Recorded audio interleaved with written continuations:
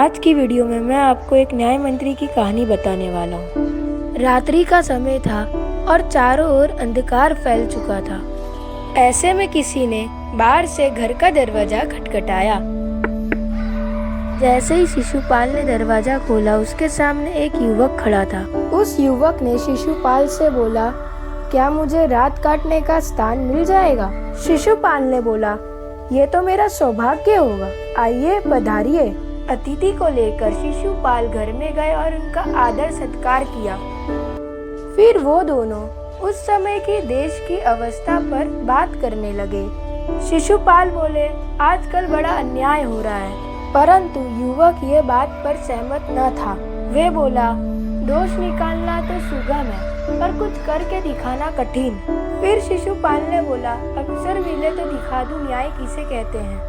युवक ने बोला, तो आप अवसर चाहते हैं? शिशुपाल ने बोला, हाँ, मैं अवसर चाहता हूँ। फिर युवक ने बोला, फिर कोई अन्याय नहीं होगा? शिशुपाल ने बोला, ना, फिर कोई अन्याय नहीं होगा। फिर वे दोनों सो गए। सुबह उठते ही युवक ने शिशुपाल से विदा लिया। शिशुपाल के घर में कुछ सिपाही आए और उन्हें दरबार में चलने को कहा। शिशुपाल को समझ नहीं आया कि उनको सम्राट दरबार में क्यों बुलाए। उनको लगा कहीं उस युवक ने सच्ची झूठी शिकायत तो नहीं कर दी सम्राट को। शिशुपाल जैसे ही दरबार में पहुंचे, उनका कलेजा जोर से धड़कने लगा। उन्होंने देखा कि वो युवक ही सम्राट अशोक है। सम्राट अशोक ने शिशुपाल से बोला, क्या तुम तैयार हो न्याय मंत्री बनने के लिए?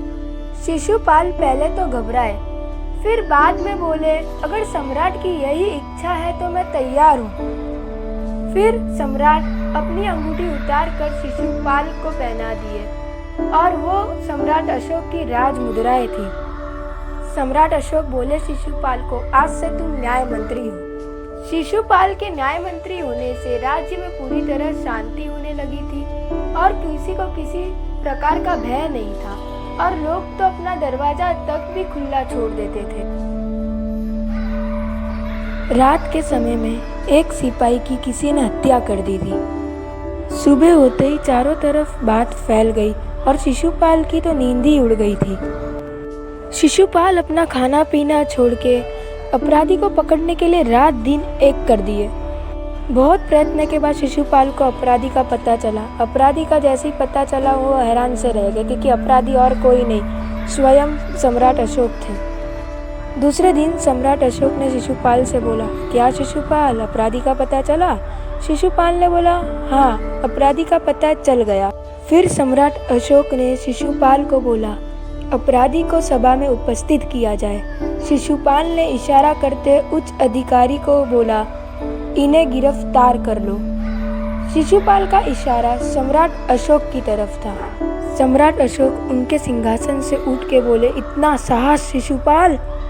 शिशुपाल ने बोला, देख क्या रहे हो, इन्हें गिरफ्तार कर लो।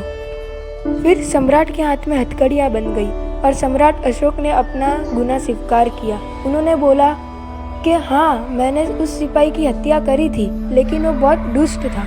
शिशुपाल ने बोला, वो दुष्ट था तो क्या हुआ, था तो राज्य कर्मचारी ना, इसीलिए आपको फांसी की सजा दी जाती है। शिशुपाल ने कर्मचारी को बोला, जाके सम्राट अशोक की सोने की मूर्ति ले आओ और उनकी जगह वो मूर्ति को फांसी पे लटका दो।